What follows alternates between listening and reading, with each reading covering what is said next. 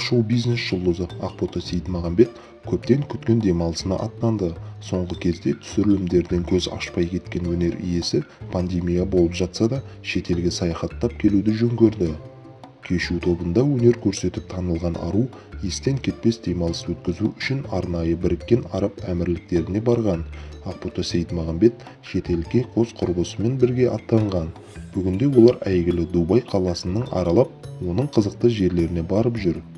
Өнер иесі Instagram парақшасында өз оқырмандарымен күнделікті байланысқа шығып, демалысы қалай өтіп жатқанын көрсетуде. Әнші шетелге балаларын алып бармаған көрінеді. Себебі Ақбота жариялаған суреттер мен видеоларда олар бой көрсетпейді. Желідегілердің пайымдауынша екі баланың анасы перзенттерінсіз өзі демалып қайтуды шешкен. Олар шоу-бизнес жұлдызына демалысы сәтті өтіп, елге аман-есен оралуын тілеп жатыр. Керемет, мен де барғым келеді Дубайға. Бәрі сол қалада жүр ғой. Сізге бұл демалыс ауадай қажет болды. Өміріңізде түрлі жағдайлар орын алып, жұмыстан көз аша алмай кеттіңіз. Дұрыс, өзіңіз үшін демалып қайтуға әбден құқылысыз. Бәрін үлгеріп жүресіз. Қалай? Сырыңыз неде? Жақсы демалыс болсын, естен кетпес көп әсермен оралыңыз.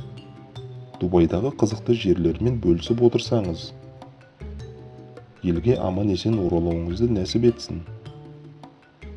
Көбірек фото салып тұрыңызшы, деп жазуда желі қолданушылары.